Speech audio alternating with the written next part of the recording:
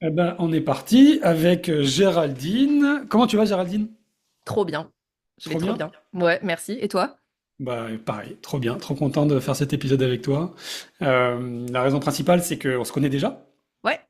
On a fait des marches narratives ensemble, on a fait des camps de base ensemble, on échange régulièrement ensemble, Mm. parce qu'on va venir sur toi, ton parcours, qui tu es, etc. Mais tu es aussi entrepreneuse et on s'entraide beaucoup. Ouais. Et comme bah, j'adore ta personnalité, j'adore qui tu es et ce que tu fais bien sûr, bah, c'était une évidence pour moi de te recevoir dans le podcast No Rules. Et bah, je vais te poser la même question que je pose à tous mes invités. Qui es-tu, Géraldine? Hey, bonne question. Ok, on commence direct, on rentre dans le vif du sujet. Très bien. Écoute, je suis une femme de 40 ans qui a deux enfants, qui vit à Lyon. J'ai ma boîte depuis presque 3 ans maintenant. Et avant, j'ai passé quasiment 15 ans dans l'univers du très, très, très corporate. Ça, c'est une partie de la définition de qui je suis. À côté de ça, je suis quelqu'un qui aime beaucoup la montagne, être dehors et passer du temps à faire des trucs avec ses mains. Voilà. Ah ouais? Ça vient d'où? Ouais. Euh, je sais pas d'où ça vient. Je pense que quand j'étais petite, j'avais l'impression de faire que des dessins, des trucs moisis qui rendaient pas grand-chose. Et le fait d'avoir eu des enfants, je me suis dit, bah, c'est trop bien, je peux faire des activités manuelles avec eux. Et j'ai un peu repris ça. Et j'avoue que depuis que j'ai ma boîte, je pousse même ce curseur un peu do it yourself un peu plus parce que c'est un des moments où j'arrive à débrancher mon cerveau. Le fait de faire des trucs avec mes mains. Et ma tête marche moins ou se met en suspens et ça fait du bien. Donc je sais pas exactement d'où ça vient, mais je sais que ça me fait du bien. Donc en soi, ça me fait du bien, je continue de le faire, quoi. Et t'as des exemples de choses que tu fais avec eux, manuels, où ça te fait du bien, justement? J'ai fait pas mal de couture. Pour ma deuxième grossesse, j'ai été arrêtée, j'étais encore salariée, j'ai été arrêtée plus tôt que prévu. Et en fait, je suis passée de un petit 70 heures semaine à plus rien du tout parce que bah arrêté.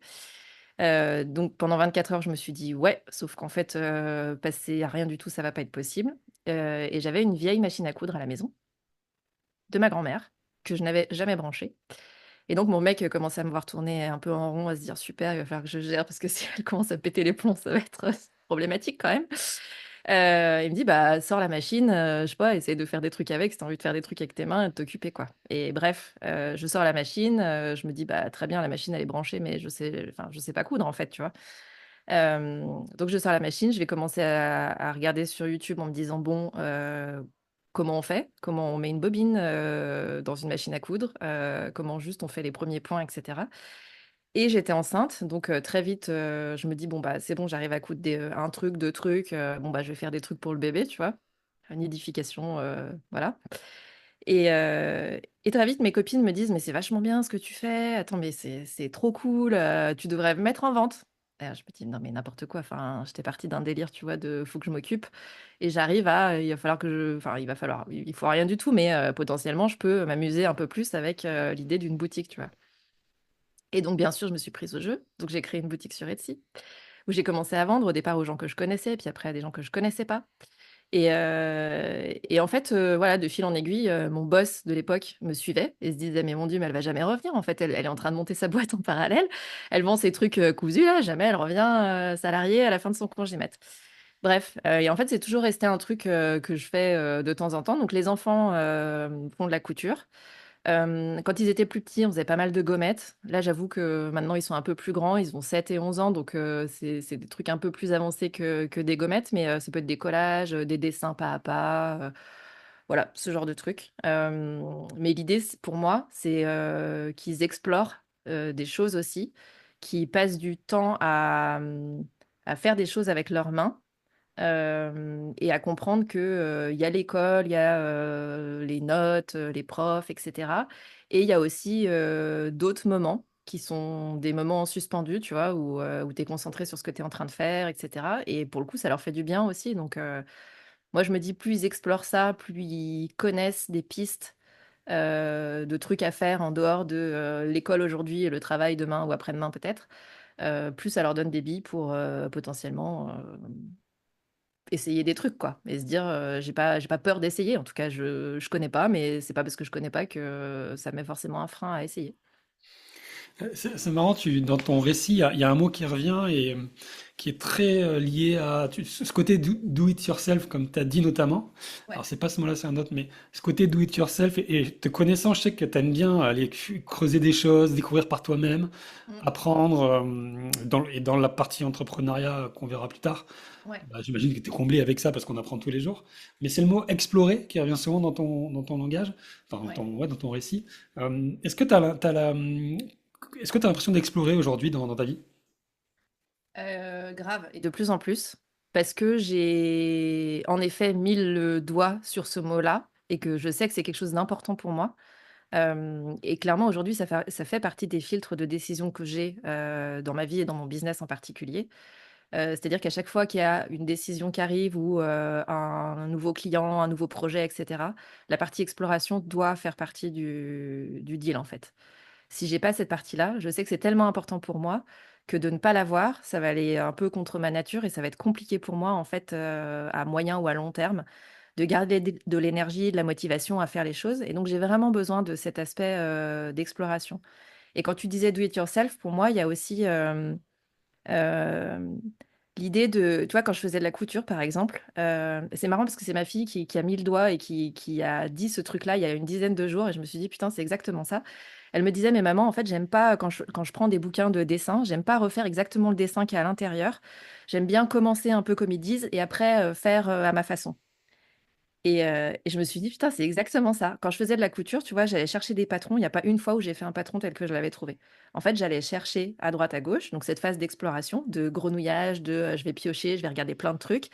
Et ensuite, je mets tout ça ensemble. Et c'est à partir de là où je vais créer quelque chose qui me convient à moi et qui convient à mes clients aussi. Et donc, cette phase d'exploration, pour moi, elle est ultra importante parce que c'est ce qui va conditionner presque ce qui va se passer après. Et donc je te confirme qu'aujourd'hui, ça a une place importante dans ma vie et je fais en sorte de garder, ça, dans quasiment tout ce que j'entreprends. Et cette phase d'exploration, tu l'as décrit comment? C'est un processus d'idéation, de recherche, comment tu décrirais cette phase d'exploration, toi? Avant, j'étais beaucoup sur la recherche, c'est-à-dire quelque chose d'un peu forcé, au sens, bon, c'est la phase d'exploration, donc j'y vais, je vais chercher, je me donne un temps pour aller, chercher, quand je disais grenouiller, tu vois, regarder à droite à gauche, en discuter avec les gens et cetera.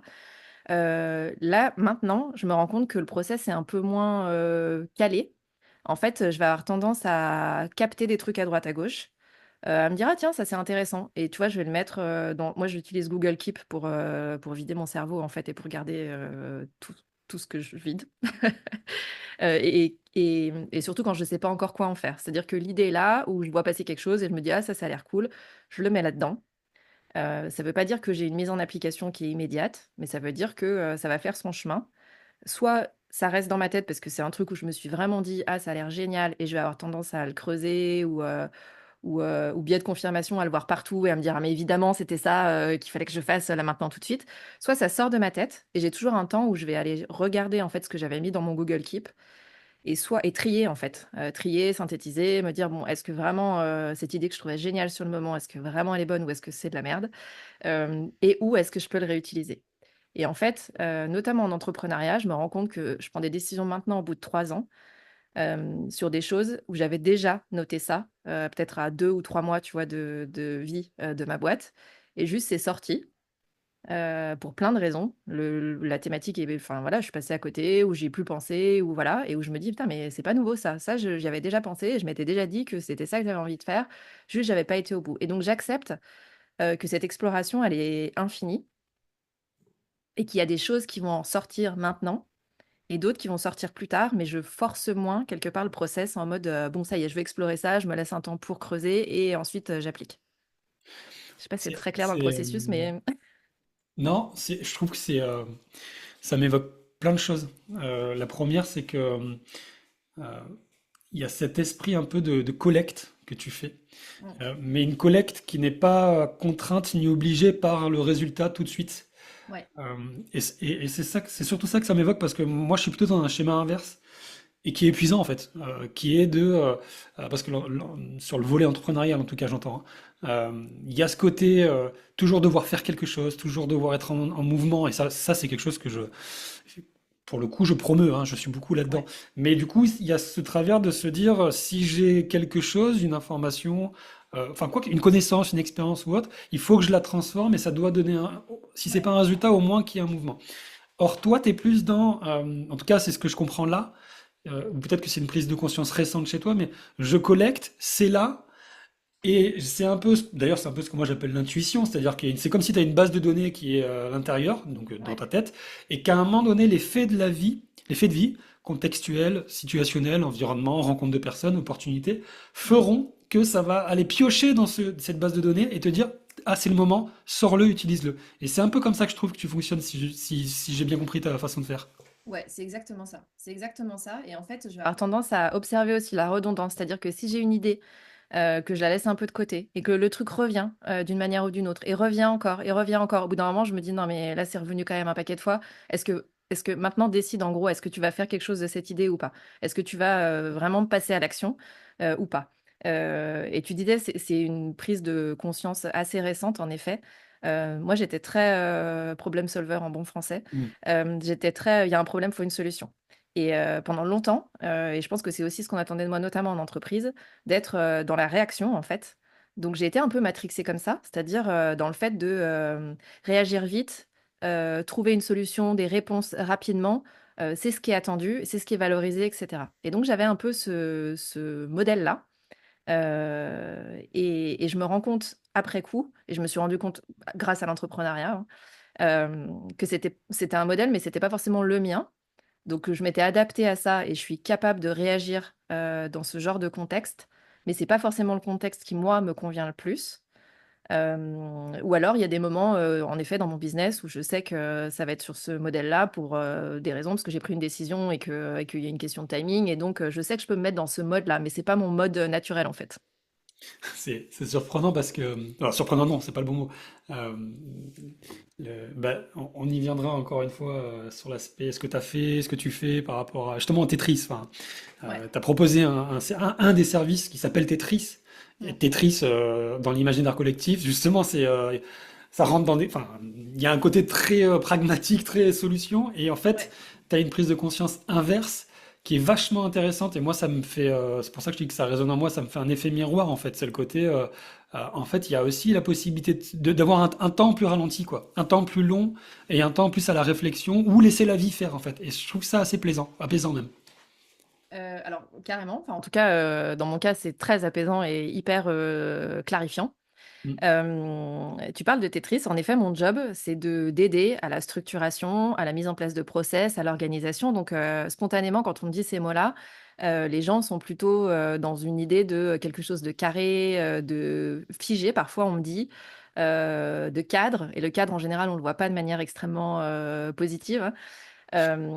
Et donc c'est cette idée-là. Et en fait, plus ça va, plus ma prise de conscience, c'est aussi que, c'est-à-dire que pour moi, c'est ma nature d'être comme ça, d'être organisée. Au moment où on enregistre cet épisode, on est au mois de novembre. Mes vacances de l'été 2025 sont déjà organisées.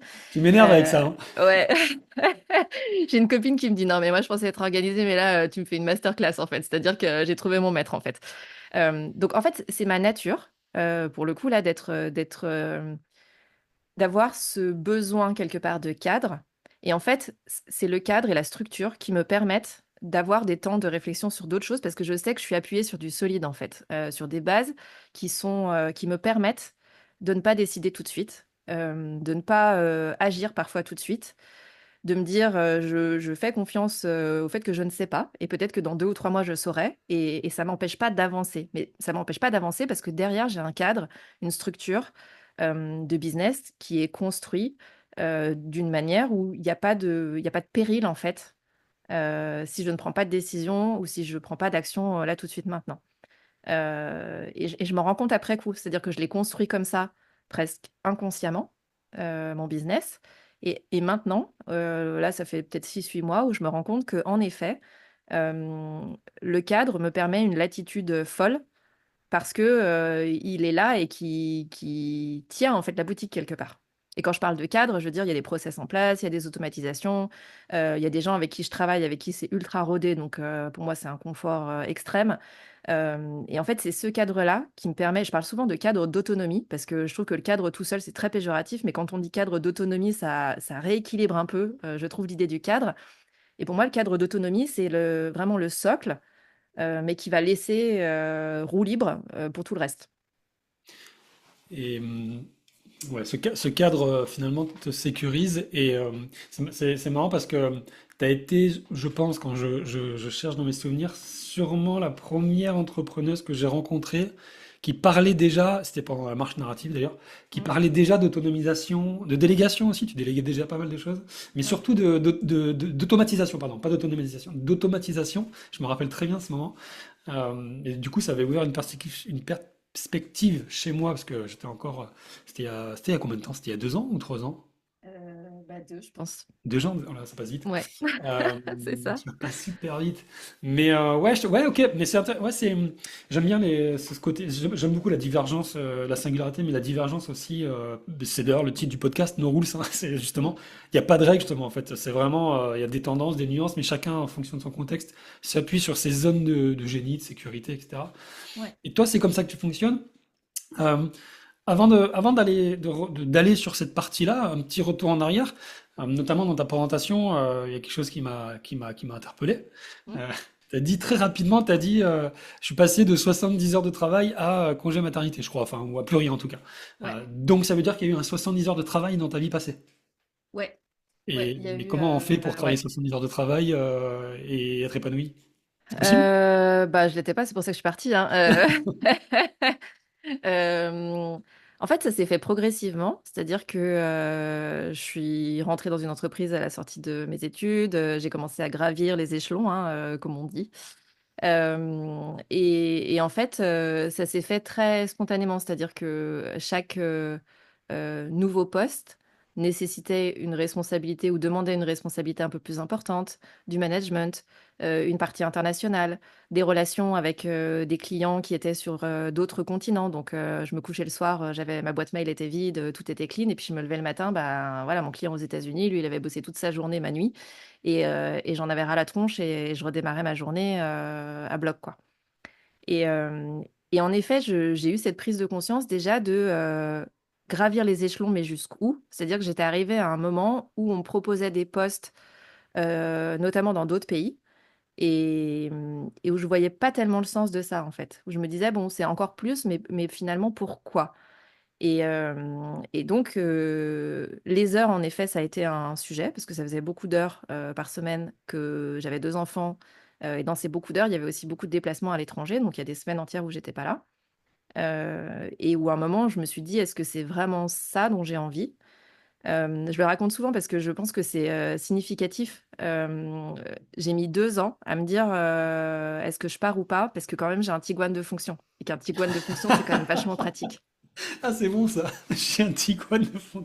Ouais. Ça, tu sais, ça pourrait être une super phrase, une accroche de poste. Ouais, Tu ouais, sais, c'est clair. j'ai Ouais, mis c'est 2 ans vrai. avant de partir parce que j'avais un Tiguan de fonction. Ouais. Ouais, mais C'est- maintenant, je trouve ça ridicule, hein. Mais en vrai, c'était ça. C'est-à-dire que les 70 heures, en fait, ça passait parce que j'avais une reconnaissance liée à mon poste, parce que j'avais une reconnaissance de mes patrons qui était de plus en plus élevée dans la hiérarchie. Donc, pour moi, ça pesait, entre guillemets, de plus en plus, de mes clients, de mes collaborateurs, etc.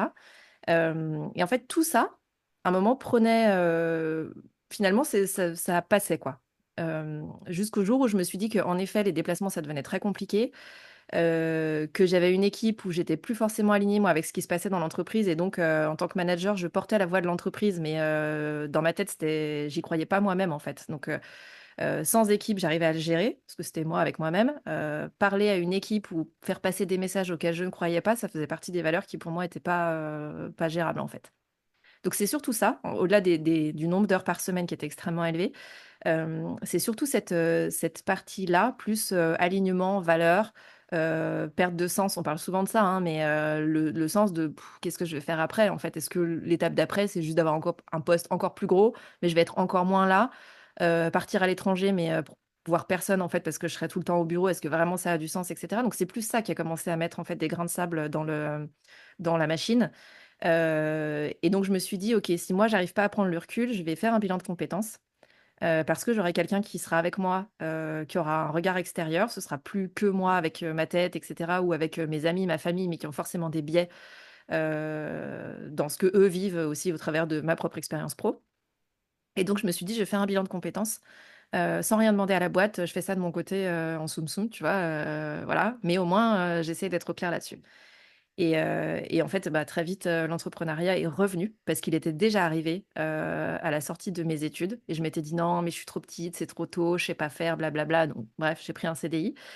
Euh, il est après coup, je me suis rendu compte que cette histoire de couture, quand même, c'était un truc, tu vois, à demi, parce que j'y allais pas sur cette boutique Etsy avec une volonté d'avoir un business model qui soit rentable pour moi et de me payer, etc. Mais malgré tout, c'était quand même une expérience entrepreneuriale. Et donc, quand c'est ressorti dans le bilan de compétences, je me suis dit, OK, là, c'est bon. En fait, tu vois, typiquement, le truc de ça ressort 3 fois, en fait, c'est soit j'attends encore 20 ans que le truc revienne et je me dirais, ben ouais, bah, ça fait 40 ans que tu te dis, voilà, soit j'y vais un moment et voilà. Et donc, je me suis dit, OK, bah, j'y vais. Quand le signal devient un bruit, il faut savoir écouter. Ouais, c'est ça. Et, du coup, parce que est-ce que tu avais, pas tu avais, est-ce que tu avais un besoin de sécurité fort à l'époque? Ouais. Ouais, j'avais un besoin de sécurité fort et j'avais un gros besoin de faire plaisir aussi à mes patrons, à ma famille, Ok. sur un CDI, un gros poste, etc. Euh, voilà. Ouais, donc tu avais besoin de sécurité, besoin de reconnaissance qui était là, Ouais. qui était plus ou moins, en tout cas en partie rempli avec ce job-là. Mm. Et pour les raisons que tu as évoquées, tu as souhaité aller dans l'entrepreneuriat parce que, bah, notamment, perte de sens plus bilan de compétences. Comment tu as fait pour retrouver, à ce moment-là, je parle, hein, d'accord? Mm. À ce moment, comment tu as sauté le pas alors que tu allais perdre, momentanément en tout cas, ces deux besoins? En fait, je me suis pas posé la question du comment tout de suite. C'est-à-dire que dans le bilan de compétences, c'est apparu tellement fort et je l'ai senti au fond de mes tripes tellement fort que j'avais besoin d'essayer ce truc entrepreneurial que finalement le comment devenait anecdotique. Ce qui est assez fou parce qu'en effet, c'était des besoins importants pour moi. Et donc, c'est devenu anecdotique. Et quand je suis allée voir mes patrons en leur disant, en fait, je vais quitter la boîte parce que je vais monter ma boîte. On va faire ça bien, donc je suis pas sur une question de timing, etc. Mais je vous le dis, je vais partir. On m'a dit non, mais est-ce que une augmentation pourrait te faire rester? Est-ce qu'un changement de poste pourrait te faire rester, etc. Changement Et de en fait, voiture? j'étais ah peut-être le changement de voiture là, j'avoue que au-dessus du Tiguan là, ça m'aurait Ah oui. réfléchir peut-être fait réfléchir peut-être 2 ans de plus. Euh, et en fait, j'étais tellement déterminée. Et je crois que c'est la première fois dans ma vie pro où j'étais aussi déterminée par un truc que je ne connaissais pas, hein, parce que, enfin, en l'occurrence, j'avais jamais vraiment testé ce truc entrepreneurial. Que ça a été extrêmement facile. Enfin, c'était même pas un argumentaire en fait. C'était non, mais je vais partir. Et en fait, tout ce besoin de reconnaissance d'un coup a été un peu dilapidé dans le truc de non, mais c'est au fond de mes tripes. Je sens qu'il faut que j'y aille. Je sens qu'il faut que j'y aille et qu'il faut que j'y aille maintenant. Euh, que finalement, ça, j'ai réussi à le faire passer. Après, bien sûr, le besoin de sécurité, ça a été un vrai sujet. Voilà, on a 2 enfants, on a un appart, enfin, comme plein de gens, tu vois. Donc la sécurité financière, c'était un vrai sujet de me dire comment est-ce que je passe du salaire le plus important du foyer à potentiellement plus rien, sans mettre tout le monde sur la paille. C'est quoi les impacts en fait pour nous? Donc premier impact, en effet, plus de voiture de fonction, bah, acheter une voiture, typiquement. Et en fait, assez vite, j'ai fait plusieurs chemins possibles. Dans les chemins possibles, il y avait démissionner avec une rupture conventionnelle, démissionner tout court pour création d'entreprise et avoir le chômage. Et en fait, si tu veux, dans le bilan de compétences, le truc créer ma boîte est arrivé. J'ai été sur Google en disant comment est-ce que je peux avoir le chômage. Parce que je me suis dit, c'est mon filet de sécurité pendant 2 ans. Je bossais avec beaucoup de collègues à l'international qui n'ont pas ça dans leur pays. Et je me disais, moi, c'est une chance, en fait, c'est ça mon filet de sécurité. Donc, peu importe, il va falloir que je trouve un moyen de l'avoir d'une manière ou d'une autre. Et donc, vraiment, j'étais devant l'ordi. Je disais à mon mec, bon, il y a déménagement du conjoint. Non, on peut pas faire ça. Non, ok, on peut pas faire.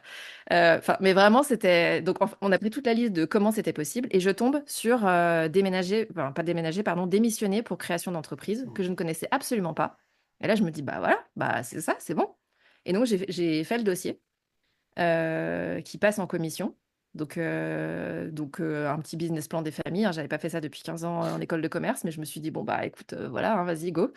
petite analyse de marché, tout ça. Et en fait, je l'ai fait, maintenant je peux le dire 3 ans après, sur un business factice, puisque je savais absolument pas ce que j'allais faire. Enfin, c'est-à-dire que je savais pas exactement ce que j'allais vendre, quelles allaient être mes offres, etc. Sauf que pour obtenir ce truc-là, il faut rassurer sur sa capacité à monter un business. Et donc, j'ai fait tout un business plan bah, pipeau, quoi, parce que, enfin, sur un truc que d'ailleurs, je n'ai jamais vendu. Et bref, le dossier est passé. Donc, j'avais mon sésame, en fait, pour mon filet de sécurité. Et donc, je me suis dit, OK, ben, j'ai de l'argent perso de côté. J'ai ce filet de sécurité de 2 ans. Donc, je pars avec 2 ans pour explorer, pour jouer. Et si je me vautre, dans 2 ans, au pire, bah, je redeviens salarié, tu vois, voilà quoi. Hmm. Ouais, j'aime bien cette idée que, en fait, quelque part, si je reviens, si je me raccroche à ce que tu as dit sur ce côté, il y a eu, tu t'es pas attardé sur le comment parce que tu as eu cette flamme intérieure qui t'a poussé à y aller. Ouais, Quelque part, le désir a surpassé la peur, quoi. ouais, Et en fait, d'un point de vue cognitif ou mental, c'est très évocateur ce que tu dis parce que souvent les peurs, comme la peur d'échouer, la peur du jugement ou quelles que soient les peurs, euh, elles sont là parce que on ne fait pas cet effort mental d'aller voir ce qu'il peut y avoir derrière si il y a réussite. ouais. Et là, il y a eu un déclencheur, enfin il y a eu des déclencheurs qui ont fait que tu avais fait cet effort mental et qui t'a donné Mm, cette flamme-là. Et comme quoi le désir peut supplanter la peur, je trouve ça super intéressant. carrément. Et, et donc, tu as joué pendant 2 ans. Ouais. C'est ce que tu dis, et je me rappelle très bien que c'est ce que tu avais dit. D'ailleurs, tu reprends les mots, hein, comme quoi tu es Mm. très en cohérence avec toi-même. Comment tu as joué? Tu as fait quoi? Tu as commencé par quoi? Qu'est-ce qui s'est passé concrètement? En fait, concrètement, donc tu le disais, et je pense que c'est important, c'est-à-dire que quand je suis partie, tout le monde me disait c'est hyper courageux et tout ça, parce que je pense que plein de gens se disaient moi je lâcherai pas le salaire confortable, etc. Et donc au départ, je me disais bah non, c'est pas courageux, enfin je le sens au fond de moi, enfin c'est pas du courage, c'était presque de la survie en fait. Mais c'était pas, pour moi, c'était pas du courage. Et en fait, j'ai commencé à douter quand même au bout d'un moment. Tu sais, quand t'as beaucoup de gens qui te disent mais t'as pas peur, c'est courageux, etc. Au bout d'un moment, enfin, moi, j'ai commencé à me dire mais est-ce que vraiment j'ai raison de faire ça? Rapidement ou... En fait, entre le moment où j'ai dit que j'allais quitter la boîte et le moment où j'ai quitté la boîte, il s'est passé 6 mois parce que Ah ouais. je voulais que ça se fasse bien avec mes clients, mon équipe, etc. Je voulais qu'il y ait une transition smooth, qu'ils aient le temps de trouver quelqu'un. Bon, spoiler alerte, plus tu dis longtemps à l'avance, moins ça marche, hein. Je suis partie, j'avais pas de remplaçant. Mais pour moi, c'était important en fait de partir comme ça et de partir bien parce que moi, j'étais plus alignée avec ce que faisait la boîte, mais je voulais pas partir fâchée non plus, tu vois. Enfin, il y avait pas de raison. J'ai vécu plein de trucs super dans cette boîte. J'ai été formée, enfin, j'ai grandi de plein de manières, donc je voulais pas partir fâchée. Et on se retrouve 3 semaines avant la date, avant que je quitte la boîte. Et j'ai des collègues qui me disent, ah, mais du coup, tu vas faire quoi, etc. Et en fait, moi, j'avais l'idée de monter ma boîte, tu vois, mais au-delà de ça, j'avais rien. Mais rien de chez rien. Donc, je me disais, bah, du conseil, de l'accompagnement, mais je sais pas trop, en fait. Et c'était méga flou. Et en fait, 3 semaines avant, je commençais à me dire, mais meuf, dans 3 semaines, t'as ta boîte, mais enfin, tu commences par quoi, en fait? Tu vois, les statuts étaient emmanchés avec le comptable. Enfin, il y avait plein de trucs qui étaient en route, tu vois, mais je me dis concrètement, dans 3 semaines, enfin, t'as Alors, pas de clients. t'as créé une boîte, donc SAS ou SARL, peu importe, Ouais. avant même d'avoir un projet. Ouais. Ouais. Ça, c'est le Je me côté suis bon dit, élève, ça. ouais, c'est ça. Je me suis dit, le premier truc à faire, c'est d'avoir un statut. J'avais pas le site internet, je n'ai pas fait ça, mais le Non, mais statut, oui. et c'est peut-être bien, hein. Mais Non, pardon, non, non, mais je t'ai coupé, c'est mais ça. Non, non, non, mais ça oui, m'a oui. Pour moi, interpellé. c'était important. Avoir une boîte, elle existe pour de vrai. Il y a un siret. Peut-être je facture rien dessus, mais il y a une boîte qui existe. Donc oui, D'accord. en effet, pour moi, c'était peut-être le truc de la bonne élève, en effet. Donc je crée la boîte et je me dis, bon, bah, on commence à me dire, qu'est-ce que tu vas faire exactement? Et je me dis, bah, en vrai, je sais pas. Et rétrospectivement, c'était une trop bonne chose parce qu'en fait, ces 15 ans de salariat m'ont donné un réseau de fou entre mes clients, les gens avec qui j'ai bossé, et cetera. Et le fait de dire: «Bah, je sais pas exactement ce que je vais faire», il y en a qui avaient bossé avec moi et qui m'ont dit: «Bah, toi, tu sais pas, mais moi, je sais, parce que je sais sur quoi on a bossé, sur quoi, tu es hyper efficace, et cetera». Et en vrai, la première année, j'ai eu des missions, non-stop grâce à ça.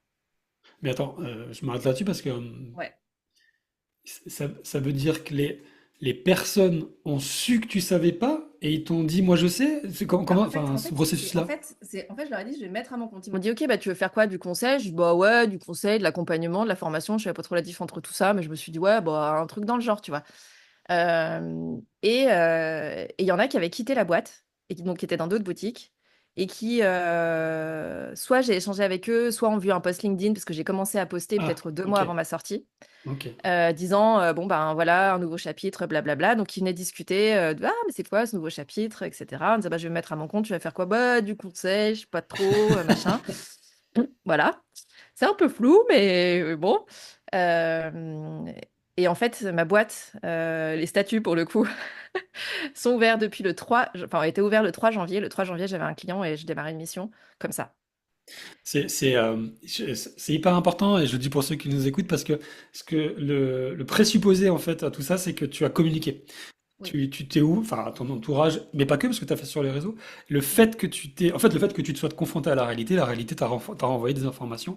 Oui. Et souvent, je vois des personnes qui se lancent, parce que c'est ces personnes que j'accompagne, qui n'osent pas communiquer, pour des Mm. peurs, pour je ne sais quoi. Or, toi, ça t'a permis, en partie, pas que, parce que tu as aussi, enfin, bref, t'as des compétences, d'expérience, plein de choses. Mais du coup, ça t'a permis d'avoir du travail, des missions pendant 1 an, tu dis? Ouais, pendant 1 an. En fait, déjà pendant 4 mois, j'ai eu des missions comme ça. Et j'étais full hein, par rapport à ce que je voulais. Mmh. Donc mon full, c'est plus 70 heures par semaine, hein, c'est plutôt 30-35. Et donc pendant 4 mois, j'étais full comme ça. Donc je me suis dit, ok, très bien. Bon, au bout de 3 mois, 3 mois et demi, j'ai commencé à me dire, ça rentre tout seul, c'est trop facile, ça va pas durer, donc faut que tu crées des offres, etc. Et là, j'ai commencé à vraiment réfléchir à ce que j'allais vendre, à qui, comment communiquer, etc.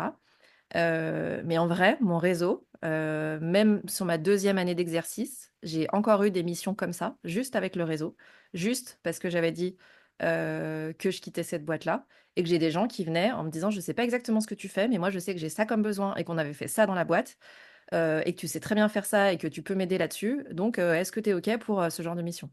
Et Ouais. du coup, j'ai eu des trucs, enfin, juste géniaux, mais qui sont arrivés juste parce que j'étais en mode, je quitte, je sais pas ce que je vais faire, mais j'ai de l'espace, du temps et des gens avec qui j'avais bossé savaient sur quelle thématique, tu vois, potentiellement me faire bosser aussi. Et donc, ça s'est fait aussi facilement que ça.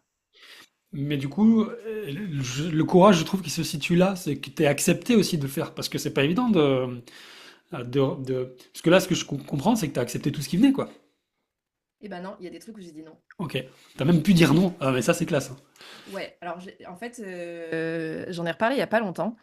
Il se trouve que quand j'étais dans cette boîte, il y a notamment une personne avec qui j'avais bossé et c'était pas du tout bien passé. C'était pas du tout bien passé. Le gars vraiment à faire des réflexions, tu vois, à se tromper entre deux prénoms, à dire oui, bon bah ça va, vous êtes des femmes. Voilà, c'est le genre de mec. Ah, le gros porc, quoi. Voilà. Et Mais- ça fait peut-être 1 mois que je suis à mon compte, tu vois, donc je démarre ma boîte. 1 mois peut-être, il m'appelle, non, il me fait un message sur LinkedIn en me disant je vois que tu es à ton compte, c'est trop bien, tu fais du conseil, etc. C'était écrit conseil nulle part, donc il avait, voilà. Mais des fois, c'est bien aussi de pas forcément soit, tu vois, l'écrire. En l'occurrence, moi, si j'avais écrit des trucs qui avaient rien à voir avec ce qu'on m'a proposé, peut-être que j'aurais jamais eu ces missions-là. Donc, il y avait un flou et ça m'a profité. Donc, voilà. Mais bref, il me dit, voilà, je vois que tu fais du conseil. Lui avait quitté la boîte depuis un moment. J'aurais besoin dans ma nouvelle boîte de quelqu'un comme toi sur telle et telle mission, etc. Est-ce qu'on peut se parler? Donc, je lui dis, bah ouais, on peut se parler. Et le soir même, je dis à mon mec, je l'ai eu, il me demande qu'on se parle. Je me rappelle comment ça se passait avant. Je suis pas sûre d'avoir envie d'y aller, mais je laisse, tu vois, sa chance au produit. On tente quand même, on verra ce que ça donne. Mais déjà, premier truc de merde, je Hmm. suis pas sûre. Déjà, pour caler une date, la misère. La misère. Je lui dis, ok, je suis dispo tel jour de 15 h à 16 h. Il me dit, bah très bien, 16 h 30. Bah non, en fait, voilà. Que des trucs comme ça. Donc déjà, je me dis, bon, deuxième alerte. Ça me fait rire, mais moi, j'en rigolerais, je pense, mais pardon. Donc je me dis, bon, ok, très bien. On arrive à caler une date de rendez-vous. Je me connecte. Le gars n'est jamais venu. Eh ben, dis donc, ça fait des indices, là, hein. Donc c'est ça. Donc je me dis, ok. Là, ça commence à être beaucoup quand même. Ça fait beaucoup de drapeaux rouges en français. En me disant, est-ce que vraiment j'ai envie d'y aller? Voilà. Et, euh, et donc le gars ne vient pas et m'envoie un message genre 1 h 30 après en me disant, bah c'est bon, tu peux m'appeler maintenant. Bah non, en fait, enfin, on avait rendez-vous, tu viens pas, tu t'excuses pas, tu préviens pas. Moi, je suis passée à autre chose, en fait. J'ai d'autres trucs à faire autour. Moi, c'est plus mon heure, c'est mort. Et donc, je lui ai dit, non, non, en fait, moi, je suis pas dispo. J'ai une dispo dans 10 jours, à telle heure, tel jour. Et il m'a jamais répondu. Et en fait, au moment où j'ai dit, moi, j'ai une dispo dans 10 jours, en vrai, j'en avais avant, mais c'était une manière de dire, en fait, ton timing, mon gars, moi, enfin, c'est pas mon problème, c'est toi qui viens vers moi pour me demander quelque chose dont tu as besoin. Je suis pas à ta disposition. Et donc, en fait, t'es pas en train de me rendre un service à me filer une mission. C'est-à-dire que si on démarre comme ça, on n'est pas d'égal à égal. Ça veut dire que la proposition que je vais te faire, tu vas me la challenger parce que le prix, ça va jamais aller. Quand on va bosser ensemble, il va y avoir des problèmes dans tous les sens, etc. Donc, je me suis dit, c'est mort, en fait, je m'embarque pas là-dedans.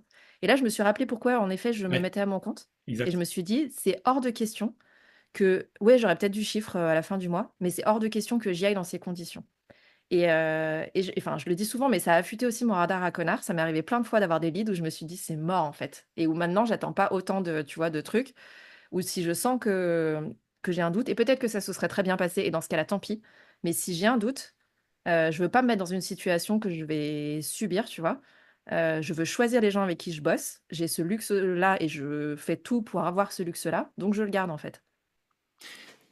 Il y a vraiment ce côté, parce que quand on démarre, évidemment, qu'on prend ce qui, enfin, en tout cas, moi, c'est ce que j'ai fait, et voilà, mais on prend ce qui vient, parce on veut de l'argent, on veut de l'expérience, on veut plein de Ça peut choses. aider sur plein de trucs, hein, sur l'exploration, pour après affiner En aussi. Donc, plus, ouais.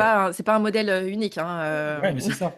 Mais par contre, j'aime bien le côté de se dire, je retrouve pas quelque chose que j'ai quitté, quoi. C'est parce que Ouais. quand on quitte le salariat, c'est pour quitter un peu, parfois, souvent, l'aspect toxicité de la chose, quoi, et retrouver l'autonomie et liberté. Donc effectivement, c'est un peu dommage, un peu con de retomber là-dedans, alors que on le fait pour nous. Ouais. Et du coup, donc c'était une phase un peu de, peut-être qu'on peut appeler ça de freelancing. En tout cas, tu avais des Ouais. missions comme ça qui arrivaient. Ouais. Et alors après, tu es passé à une phase un peu plus je sais pas solopreneur, on va dire ça comme ça, même si c'est du freelancing, c'est du soloprenariat, hein. Ouais. Et donc tu as créé ton offre, c'est ça que je veux dire, tu as créé ton produit, etc. Ouais, c'est ça. Donc, au bout de 3 mois et quelques, je me dis, bon, c'est chouette, ça marche bien, mais je suis un peu flippette quand même de nature. J'ai de la chance, mais ça va pas durer. Et donc, ce serait bien quand même que j'ai une offre, un truc un peu concret. Je commence aussi à avoir un peu de recul, en fait, sur ce que je fais, parce que j'ai ces missions-là, mais j'arrive à grappiller aussi des clients à droite à gauche. Sur d'autres missions, des trucs un peu connexes, mais avec des typologies de clients pas forcément identiques. Donc, soit du très gros compte, soit du très petit. Et je me dis, OK, il faut que je veux créer une offre pour ne pas dépendre que des missions qui rentrent toutes seules, avoir un peu plus de contrôle sur ce qui se passe et sur ce que je vais chercher, notamment les clients. Sauf que je ne sais pas créer une offre. Je me dis, je ne sais pas faire ça. Donc, j'ai fait du marketing en école de commerce il y a 15 ans, mais sans trop savoir à quoi ça allait me servir. Donc, c'était des grandes notions de vache à lait, de machin, enfin très théorique, mais en vrai, voilà, je voyais pas trop l'application du truc et surtout, je m'en souvenais pas bien. Et je me suis rendu compte aussi que le marketing avait beaucoup bougé en 15 ans, et que j'étais lourdée en fait. Et que, donc je me rends compte à ce moment-là et je sais que je ne sais pas. Et donc je me dis, bon, bah, je sais pas, il n'y a pas 50 solutions. En fait, c'est soit je prends quelqu'un qui va faire à ma place, soit j'apprends à faire. Et à ce moment-là, je considère que c'est mon job d'entrepreneur, en fait, sur la partie marketing et sur la partie offre, d'apprendre à faire et donc de ne pas le déléguer. Tu parlais de délégation tout à l'heure, on pourra y revenir, mais il y a des choses où j'ai fait le choix de déléguer. Là, en l'occurrence, je me suis dit, c'est trop crucial pour mon business, donc je ne veux pas le déléguer, je veux apprendre moi à faire. Et donc, je vais chercher un accompagnement en 6 mois, je crois, pour monter une offre. Donc, je passe par tout le cheminement d'aller questionner ma cible, d'essayer de comprendre qui est ma cible, qui est-ce que je veux viser, etc. Quelles sont les problématiques. Dans ce qui remonte, est-ce qu'il y a des choses que je sais traiter, que j'ai envie de traiter. Enfin, voilà. Je t'arrête juste là Ouais, parce que c'est hyper intéressant. ouais. Donc ce cheminement-là, d'aller questionner sa cible pour qu'on savoir quels sont les besoins de la cible, et même toi. Donc ça, c'est avec l'accompagnement. Mais à ce moment-là, donc ce moment où tu cherches à créer ton offre, ton accompagnement, ce que tu vas vendre, à ce moment-là, tu avais une idée quand même de ce que tu veux faire ou tu pars de zéro? Part de zéro. Ah ouais, je crois. T'as pas, même pas l'idée de dire, bah, je suis bonne en organisation, structuration, conseil, donc je vais avoir un truc autour de ça, quoi. En fait, je me suis laissé le droit de pas retomber entre guillemets là-dessus. Ok. C'est-à-dire que je me suis dit, pars pas avec une idée de ça va être sur de l'organisation, sur de la structuration, Hmm. sur tel ou tel truc. Fais le truc de manière le plus neutre possible, suis le process de manière la plus neutre possible. Et une fois que tu auras interrogé les gens et qu'ils te diront, bah, mon problème c'est ça, je sais pas régler ça, j'ai besoin de ça, je viendrai moi appliquer par-dessus ben, est-ce qu'il y a des compétences que j'ai qui peuvent régler ça ou pas? Est-ce qu'il y a des choses que j'ai envie de faire qui peuvent régler ça ou pas, etc. Donc en fait, j'ai volontairement pris un peu de recul sur, je me force pas à aller vers ce que je sais faire entre guillemets. Je recueille d'abord, et on revient à la collecte, hein, je recueille d'abord ce qui se passe sur le marché, ce que les gens me disent, qu'est-ce qui est vraiment problématique pour eux, etc. Et ensuite, je vois comment appliquer Mm. ou pas d'ailleurs, parce qu'il y a des choses qui sont remontées où je me disais, ok, bah c'est pas mon expertise, tu vois, enfin c'est pas grave. Et donc ouais, je suis partie sans a priori. Mais du coup, j'ai deux questions par rapport à ça. La Ouais. première, c'est comment tu fais, enfin, quelles questions tu poses à des personnes si tu sais, enfin, comment dire? Euh, Demain, je vends une offre de coaching ou une offre de conseil, ou une offre de ce que l'on veut. Ouais. Je sais ce que je construis, donc je vais cibler la douleur de, enfin, je vais cibler. Qu'est-ce qui vous manque actuellement par rapport à ça? Qu'est-ce que vous aimeriez avoir? Est-ce que ça vous plairait? Mais si tu pars de zéro, du coup, tu poses quel type de questions? Ça, c'est ma première question. Et la Ouais. deuxième, elles sont liées, donc comme ça, je te les donne en même temps. Tu les poses à qui, du coup? Puisque ta cible, tu la connais pas. Eh ben, alors en fait, j'ai fait par défaut. C'est-à-dire que moi, je sortais des grands groupes. Mes clients, c'était ce qu'on appelle les accords nationaux, donc des très gros, des clients VIP, etc., du très, très gros. Et donc, en effet, ça m'apportait des missions, mais je sentais aussi que j'étais un peu en bout de course et que j'avais besoin d'une période de sas, tu vois, avec cette typologie de clients. Donc, je me suis dit, déjà, je vais pas creuser vers ces gens-là. Oui, c'est de là que je viens. Potentiellement, j'ai été aussi matrixée comme ça. On comprend le monde corporate, etc. C'est peut-être fluide pour moi, mais c'est pas ce que j'ai forcément envie de faire là maintenant. Donc j'ai fait 2 typologies de questionnaires. Je me suis dit: «Pas les gros», donc TPE-PME ou vraiment free, solo. Et en fait, les premières questions étaient super ouvertes. Donc B2B, que du B2B. Ouais, que du B2B. Ouais, Ok, mais alors enfin, pour moi, il y avait pas d'autre option, c'était B2B dès le ok, départ. très bien, ok. Et en fait, et d'ailleurs, le tips de la mort, mais c'est aussi comme ça que j'aborde aujourd'hui quand je fais du marketing conversationnel. C'est-à-dire que la première question, c'est comment ça va tout court, comment ça va dans ton business. Donc c'est extrêmement large, hein. Enfin, je veux dire, toi, c'est très très ouvert. Mais mes questionnaires étaient construits aussi comme ça, c'est-à-dire de manière extrêmement ouverte. Et ensuite, je rebondissais ou pas en fonction de la problématique. Si quelqu'un me disait, j'ai une problématique, je sais pas, d'outils de production. Tu vois, mes outils tombent en panne, machin. Je me dis, pas du tout mon truc. Enfin, c'est pas mon expertise, etc. Ok, bon, on creusait. Est-ce que vous avez d'autres problématiques, etc. Ça Non. m'intéresse pas, ça. Ouais, non, mais c'est ça. Mais en même temps, enfin, je sais aussi où sont mes expertises. Donc, je me disais, bon, bah, hein, c'est hyper large, tu vois. En soi, le fait de partir large, en fait, permettait, moi, de pas mettre de filtre ou de biais. Et en fait, très vite, il y a des sujets qui sont revenus autour de la délégation, le recrutement et la structuration, c'est-à-dire la mise en place de process, le fait de faire plus avec moins, le fait de choisir les bons outils, etc. Et donc, si tu veux, en fait, j'ai pas gardé un questionnaire avec 600 personnes, c'est-à-dire que mon premier questionnaire était extrêmement large, et plus j'avançais, plus en effet, j'ai commencé à rentrer dans des logiques de c'est quoi votre douleur par rapport à, c'est quoi votre obstacle par rapport à, parce que je me rendais compte que ça allait vers cette logique structuration, organisation, process, et que ah, ça tombe bien, c'est mon expertise, tu vois. Mais du coup, donc en fait, tu avais une cible, plus ou moins. Enfin, tu avais une cible. Tu avais ciblé le B2B en tout cas, avec TPE, Ouais, PME et solopreneur. ouais, mais c'était Donc, quand même et méga c'est. large, mais oui. Ouais. Ouais, non, mais parce que du coup, c'est intéressant, parce que c'est vrai que. euh, Enfin, moi, je trouve que la démarche, elle est intéressante. Et si on va. Donc, tu avais une cible, et si on va plus loin, la manière dont tu les sollicitais, c'était pas je te balance un. Je comprends bien, hein, mais Ouais. peut-être tu me dis si c'est bien ça. Je te balance un questionnaire de 10 questions, tu réponds et je collecte. C'est je démarre, je commence une conversation et ceux qui répondent, j'ai plus loin en fonction de marketing conversationnel, comme tu disais. C'était quoi que tu faisais du coup? Ouais, en fait, j'ai essayé de balancer un questionnaire, j'ai chopé une liste, je sais plus où, j'ai dû envoyer à 600 personnes, j'ai eu un retour. Je me suis dit, ok, très bien, Ça, c'est très, très important. Enfin, très bonne évocateur, approche. quoi. Oui, c'est ça. Donc je me suis dit, là, ça va être compliqué parce que si je veux avoir du volume sur les retours et pas me fixer sur ce que me disent deux personnes, une personne hein, qui est sur 600 qui a répondu et qui n'était absolument pas dans la cible, enfin, en tout cas, qui n'avait pas de problématique que je pouvais régler. Donc je me suis dit, à cette allure, enfin, ça va être compliqué, en fait, Ouais. d'avoir des retours. Euh, donc j'ai arrêté ça. Très vite, j'ai commencé des DM. À ce moment-là, j'avais déjà des posts sur LinkedIn, donc j'étais déjà un peu active à cet endroit-là. Ok. Et d'ailleurs qu'à cet endroit-là, parce que j'ai choisi au départ de n'être que sur un seul canal. Ok. pour éviter de m'éparpiller, d'en avoir de partout, etc. Et puis apprendre aussi, apprendre à et comprendre comment le canal fonctionnait, qu'est-ce qui fonctionnait, fonctionnait pas, etc. Et en fait, j'avais pas d'espace dans ma tête pour faire ça sur plusieurs canaux en même temps. Donc j'ai choisi de le faire que là. Et en fait, très vite, quand je vois que les retours et questionnaires balancés comme ça, de on se connaît de nulle part, mais bien sûr tu vas me répondre, guess what, non. Je me dis, ben, je vais essayer des messages en fait en direct et on va voir ce que ça donne. Et donc, j'avais fait un message genre, salut, j'ai rien à te vendre, d'office. Juste, je suis en train de construire une offre. Du coup, est-ce que il serait possible d'échanger? Et en fait, je demandais 30 minutes d'échange directement. Ok.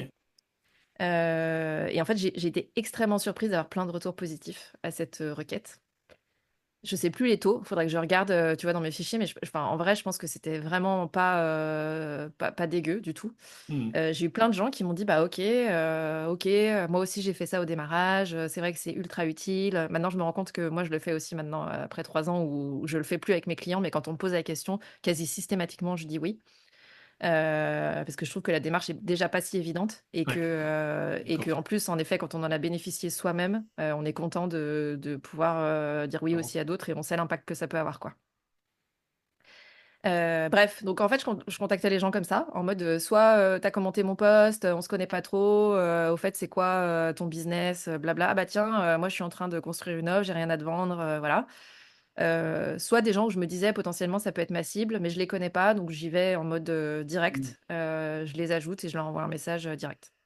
Ouais, ok. Donc vraiment, ouais, j'aime bien aller rentrer dans le détail de ce qui a été fait parce que bah, c'est toujours intéressant de décomposer les processus. Et puis il Ouais. y a plein de personnes qui sont bloquées juste à ça, enfin, ce que tu es en train de dire. Mm. Donc vraiment, tu combinais prospection froide et prospection tiède, entre guillemets. Ouais. Ok. Et du coup, au sortir de toute cette enquête, on va appeler ça une enquête, peu importe, cette démarche, qu'est-ce qui s'est passé pour toi? Donc en fait, je faisais des points avec de 30 minutes, j'ai dû en faire entre 15 et 20, je crois. Ok. Et donc, moi, j'envoyais pas de questionnaire à la personne qui était. On faisait des visios de 30 minutes. Par contre, moi, j'avais un fichier, enfin, un forms, en fait, que je remplissais au fur et à mesure. Donc, j'avais les questions et je remplissais mon forms au fur et à mesure, ce qui fait qu'en sortie de tous ces entretiens, j'ai eu un fichier Excel à plat. Et en gros, j'avais une colonne obstacle, une colonne douleur, une colonne qu'est-ce que j'ai déjà essayé qui n'a pas marché, etc. Et donc, de manière très mathématique et factuelle, j'ai pris chacune des colonnes et je me suis dit, OK, colonne obstacle, c'est quoi le mot qui ressort le plus souvent? Obstacle, je sais pas, procrastination, il ressort dans 78% des conversations, j'ai le mot procrastination. OK, procrastination, on garde. Et en fait, j'ai analysé comme ça, colonne par colonne, donc en gros, thématique par thématique, ou sujet par sujet, question par question, pour pouvoir avoir les mots qui ressortaient le plus. Parce qu'en fait, mon idée derrière, c'était bien sûr de construire une offre, mais c'était de pouvoir la vendre parce qu'en soi, enfin, l'offre, si elle existe toute seule, mais qu'elle n'est pas entendue, comprise, etc., ça n'allait pas m'apporter grand-chose. Euh, donc, mon idée, c'était de faire ressortir en fait les mots qui ressortaient le plus, les douleurs qui ressortaient le plus, et à partir de ça, de faire une première offre, une première bêta-test Ouais. en me disant bah, à quoi ça ressemble. Donc très vite, ça ressemble à de l'accompagnement. C'est-à-dire que les gens ont besoin, savent qu'ils ont à faire, mais n'ont pas forcément envie ou n'arrivent pas à faire seuls. Donc il y a ce côté de faire avec eux. On parlait de do it yourself tout à l'heure. Eux, là, c'est plutôt done with you. Dans une logique market pure et dure de bah, on va faire ensemble parce que tout seul, c'est trop compliqué pour moi de passer à l'action. Donc assez vite, ça ressort. Assez vite, notamment sur les solopreneurs, ressort l'idée de j'aurais besoin de process, je suis en croissance, mais en fait, je suis en train de me faire dépasser par, ça devient une bête énorme, et en fait, je suis en train de me faire dépasser par ce que j'ai créé quelque part. Euh, donc, en fait, c'est plein de critères quelque part où je me dis, OK, c'est ça qui ressort. Je sais faire et j'ai fait, j'ai répondu à des besoins comme ça pour des plus grosses boîtes, mais je vois assez rapidement en fait les parallèles que je peux faire entre ce que j'ai vécu sur des très gros avec des petits et comment je pourrais aider les petits à vraiment optimiser, à vraiment faire beaucoup mieux avec beaucoup moins. Et Hmm. notamment beaucoup moins de temps, beaucoup moins d'énergie, beaucoup moins de friction dans ce qu'ils ont à faire, etc. Donc petit à petit, ça commence à se dessiner. Et il se trouve que dans l'accompagnement que j'ai pris de 6 mois pour construire mon offre, on est par petits groupes. Donc on fait des points toutes les semaines ou tous les 15 jours, je sais plus trop. Et des points d'avancée de voilà, moi où j'en suis, etc. Donc je commence à dire, bah voilà, moi j'en suis, il y a ça qui ressort, machin. Et là, on est un groupe de 5, je crois. Il y en a 2 qui me disent, moi, je suis dans ta cible.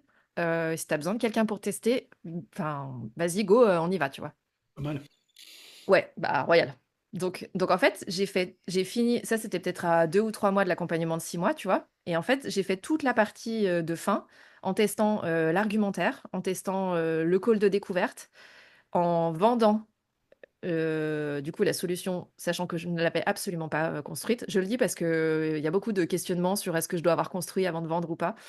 Euh, et je le dis aussi parce que je suis flippée et que j'ai quand même vendu quelque chose que je n'avais pas déjà construit, pourtant. Ah, la bonne élève. Le retour. Et donc en fait, enfin, ça s'est fait assez naturellement et spontanément. Et en vrai, ça m'a donné vachement confiance parce que c'était des gens qui voyaient ce que j'étais en train de construire, qui validaient quelque part ce que j'étais en train de construire aussi, puisque ça répondait à un besoin, à leurs besoins, et que du coup, ça validait aussi ma phase en tout cas, mon amorce de bêta test. Et donc, bah, j'ai commencé avec elle. En fait, ça a été mes premières clientes. Et c'était en quelle année ça? Ben, la première année, donc 2022. Ouais, donc il y avait pas encore ChatGPT pour faire le tri sur ce que tu avais collecté. Mais j'aime bien la démarche. Et ouais, c'est le fameux MVP, comme on dit. Ou en tout cas, ne pas attendre d'avoir l'offre, le produit parfait pour aller vendre. Déjà, aller voir si ça se vend et puis on construira par Ouais, l'itération par la suite. c'est ça. C'est vrai qu'on a tendance à, quand on veut lancer un projet, on attend. Bah, mais je pense que c'est parce que c'est une phase qui est plaisante aussi. Tu sais, alors, Ouais. un, ça nous préserve de se confronter à la réalité, de nos peurs et tout. On est tranquille avec notre tête, notre tableau Excel et nos écrans, donc c'est C'est cool. ça. Mais Mm. il y a aussi un côté plaisant d'imaginer ce que je pourrais mettre dans mon note, faire ça. Et du coup, Mm. en fait, il faut vite se dire, attends, calme-toi, va déjà voir si ça intéresse des gens, et après va le construire parce qu'en fait, tu peux te passer 6 mois à faire un truc et personne ne va te l'acheter. Ouais. Du coup, c'était il y a 3 ans. Je vais faire un bond en avant, et notamment parce que le temps passe très très vite, Géraldine. C'est qu'on s'éclate, on s'éclate. Mais je vais faire un bond en 18 heures plus avant. tard. Oui. Ouais, non, mais regardez l'heure, je dis mais déjà, c'est pas possible. Non pas pour squeezer la phase, mais plutôt pour que tu nous résumes du coup ces 3 ans d'entrepreneuriat qui t'ont emmené donc, on l'a compris, plus donc évidemment du service et beaucoup plus sur de l'optimisation, structuration, etc. Ouais. Notamment soloprenariat. Enfin, tu aidais les solopreneurs. Mm. Aujourd'hui, tu fais quoi? Aujourd'hui, j'ai toujours des solopreneurs. J'ai un peu lâché cette partie accompagnement Tetris que j'avais mis en place donc, au moment où j'ai créé cette offre. Euh, Parce que je l'avais créée aussi dans une sorte d'écosystème d'offres et que je suis aussi passée dans une logique où je préfère avoir moins de clients mais d'être sur des temps plus longs d'accompagnement, de rentrer vraiment dans leur business et de participer en fait à la croissance de leur business. Donc j'ai 2 typologies de clients aujourd'hui, soit des très grosses entreprises, de nouveau, qui sont plutôt dans une logique de croissance, qui ont des problématiques de recrutement, de management, de structuration, de gestion de projet de manière plus globale. Et à l'autre bout du spectre, je bosse avec des solopreneurs ou des entités plus petites, mais qui ont besoin en fait d'être challengé, d'avoir un miroir et de pouvoir avancer et avoir des actions claires. Et c'est aussi une partie de la structuration en fait, de se dire finalement quelle est la direction ou le chemin possible à tout ça et comment est-ce qu'on va mettre en place les choses les unes après les autres. Tu le disais tout à l'heure en disant on est souvent dans sa tête tout seul. C'est un peu la problématique du solopreneur, hein. Et je l'ai très bien vécu en 3 ans aussi. Donc je vois tout à fait à quoi ça peut ressembler. C'est des fois de se forcer à prendre des décisions alors qu'elles ne sont pas forcément très éclairées au sens partagé avec des gens qui comprendraient et qu'on a tendance à décider sur des choses qu'on ne maîtrise pas forcément. Donc aujourd'hui, j'accompagne encore une fois soit des très gros sur de la gestion de projet ou sur des volumétries d'équipes qui sont autour de 100-150 personnes. Et ce qui est pas exactement ce que je faisais avant non plus, donc il y a quand même eu une évolution. Soit des solopreneurs qui ont besoin d'avoir quelqu'un qui va les aider sur la structuration du business, mais encore une fois à plus long terme, et un mix entre structuration et passage à l'action. Ouais, donc il y a ce côté un petit peu sur la partie soloprenariat, il y a ce Ouais. côté tu passes un petit peu, t'es passé un petit peu et c'est vrai que je me rappelle de toi, j'ai ce souvenir enfin j'ai ce souvenir-là d'écosystème d'offres Ouais. avec beaucoup de justement de l'automatisation, t'as les délégués, enfin tout cet écosystème-là Ouais. a un accompagnement unique, simple et peut-être plus clair aussi pour toi et pour tes clients. Ouais, et surtout sur mesure. C'est-à-dire que, en effet, au bout de 3 ans, je me suis rendu compte que j'avais besoin, moi, d'être sur des temps longs. L'accompagnement, c'était 10 semaines. Alors, ça peut paraître long, mais en tout cas, pour moi, c'était pas forcément assez long. Et ce qui me drive aussi intellectuellement, au-delà du fait de construire un lien de confiance sur la durée, il y a aussi un peu de complexité, en fait, et de challenge. Et donc aujourd'hui, en effet, c'est la manière dont je vais choisir les gens avec qui je bosse, notamment sur la partie solopreneur. C'est par rapport à où est-ce qu'ils en sont aujourd'hui, quels sont les challenges, qu'est-ce qu'ils veulent créer potentiellement, qu'est-ce qu'ils sont en train de créer pour demain, après-demain. Et avec ce goût de mixer plusieurs techniques, plusieurs expériences, et que ce soit peut-être moins linéaire que choisir un outil ou centraliser mes process, etc. Le côté exploration quelque part qui Ouais, revient. ouais. Euh, ouais, je confirme, puisque d'ailleurs avec James Edin, on t'a sollicité. Mm. Ceux qui connaissent pas James Edin, vous n'écoutez plus ce podcast, hein. Vous devez connaître James Edin, hein. C'est pas possible. C'est pas possible. On n'est pas Non, d'accord. mais oui, oui, mais du coup, quand je dis je confirme, c'est effectivement c'est pourquoi on t'a sollicité avec mon autre activité que les gens connaissent ou pas, peu importe. Comment tu résumes ces 3 ans ou 4 ans d'entrepreneuriat? Pour moi, c'est un peu comme les années chiens, en fait. Ça compte plus que le vrai temps. Le vrai Les temps. années chiens. C'est combien déjà d'années chiens? C'est 7 ans? Non, c'est les C'est chats, 7, ça. je crois. Ouais, c'est ça. Non, je crois que c'est 7. Ok. Donc ouais, non, ça fait 21 ans quand même. C'est pas mal pour un année chien. Euh, je sais pas si je peux les résumer. Je sais que pour le coup, c'est beaucoup d'exploration. Ça a été beaucoup d'exploration. Et en fait, ça a été beaucoup de plantage aussi. Ça a été beaucoup de pistes débutées qui n'ont pas abouti. Mais c'est aussi ce qui fait qu'aujourd'hui, je suis plus claire sur ce que je veux faire. Et surtout, je suis, moi, en pression de ce que je vais faire. C'est-à-dire que je sais que ce que je fais aujourd'hui, ça correspond à mes envies, mes besoins aujourd'hui.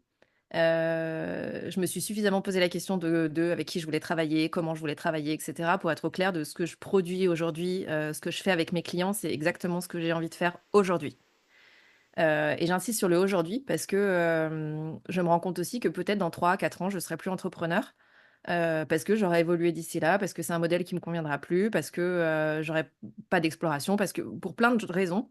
Et en soi, c'est OK. Et je le sentirai pas forcément comme un échec. Peut-être ce que je tire de ces 3 années, c'est justement cette idée de cheminement, d'avoir appris bien plus en 3 ans sur moi d'entrepreneur qu'en 15 en entreprise. Et où je me dis, bon, ben voilà, il y a dans tout ça, dans tout ce tissu, dans tous ces critères, il y a des choses que je maîtrise, entre guillemets, c'est-à-dire mes envies, mes besoins, qu'est-ce que je veux faire, avec qui, comment, ça c'est à ma portée, c'est dans mon contrôle, entre guillemets. Mais il y a surtout beaucoup de choses que je ne contrôle pas, dont le fait que moi-même je vais évoluer en tant qu'humaine, tu vois, et ben, on verra au fur et à mesure. Mais j'ai l'impression d'être beaucoup plus confiante sur ma capacité d'adaptation après 3 ans parce que j'ai planté plein de trucs, parce que j'ai essayé plein de trucs que j'ai réajustés. Il y a des offres que j'ai faites où je me suis dit, ah, c'est génial, je suis trop contente, et que j'ai abandonné. Pour plein de raisons. Il y a des lead magnets que j'ai fait pareil. Enfin bref, il y a plein de choses que j'ai faites, mais je les ai faites. Elles ont au moins le mérite d'avoir été existantes, d'avoir été explorées. Et même quand je les ai arrêtées, ça m'a appris des trucs pour les choses d'après. Donc ça m'a de toute façon permis de construire. Et quand je parlais tout à l'heure de socle, pour moi c'est ça en fait.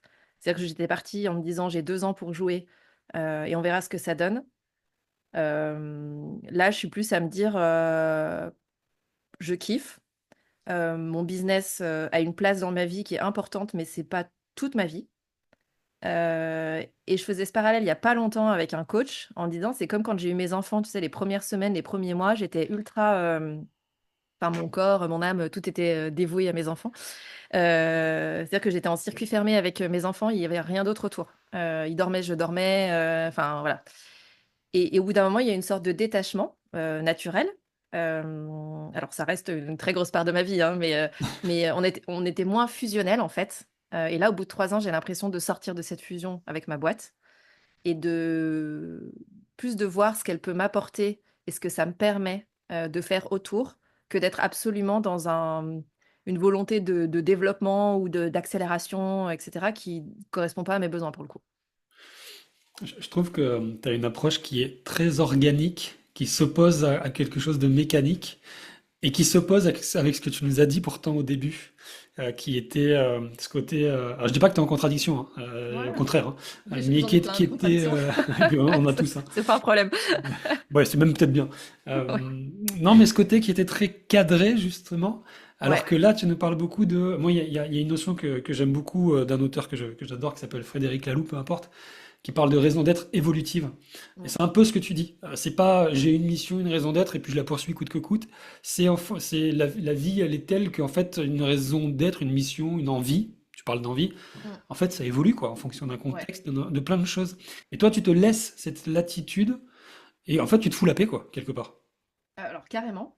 Et voir moi avoir une raison d'être fixe et après laquelle je courrais, de la même manière qu'avoir une vision fixe, ça me fait paniquer en fait. Mhm. Donc, parce que j'ai l'impression de perdre en latitude, j'ai l'impression de perdre en liberté d'exploration et que du coup, c'est très compliqué pour moi de ça. Donc oui, je me fous la paix parce que je me rends compte qu'il y a des choses qui vont forcément impacter mes décisions, ce que je vais avoir envie de faire, dans ce que je vais faire dans les mois, dans les années à venir. Et donc, je ne peux pas décider maintenant de quelle couleur ou quelle orientation ça va prendre si je ne sais pas ce que je vais faire entre les deux, en fait.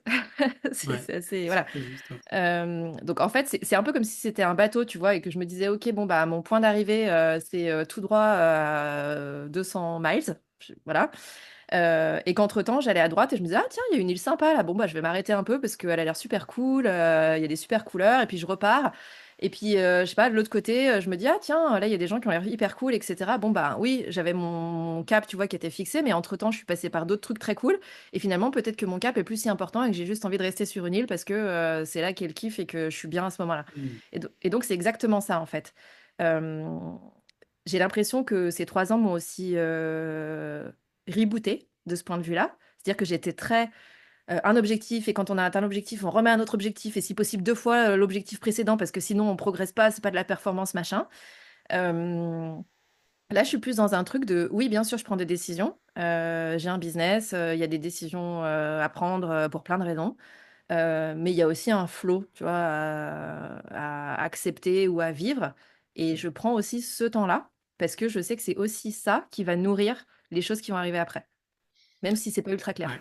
Je trouve que c'est admiratif. Moi, ce que j'entends et ce que je ressens en t'écoutant et en te connaissant un petit peu, c'est que j'ai vraiment cette impression que tu as eu, comme nous tous, hein, une forme de conditionnement social, familial qui t'a imposé ce besoin de sécurité. Et Ouais. ce que tu as vécu pendant ces 3 ans, entre autres, il y a eu plein de choses, j'imagine, t'a Mm. permis de t'émanciper pour aller nourrir non plus ce besoin de sécurité, mais tes valeurs de liberté et d'exploration. Ouais.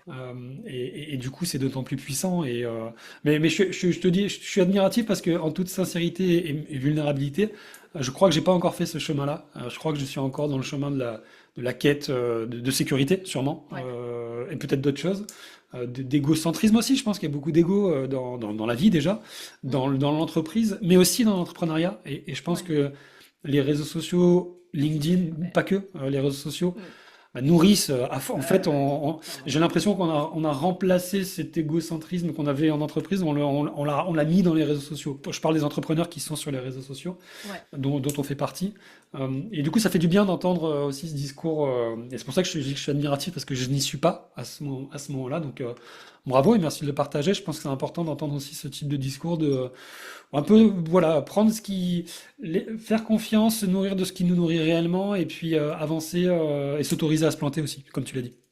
Ouais, ouais, ouais, enfin, c'est ça. Après, je sais pas, enfin, encore une fois, c'est mon parcours et c'est mes apprentissages jusque-là, hein.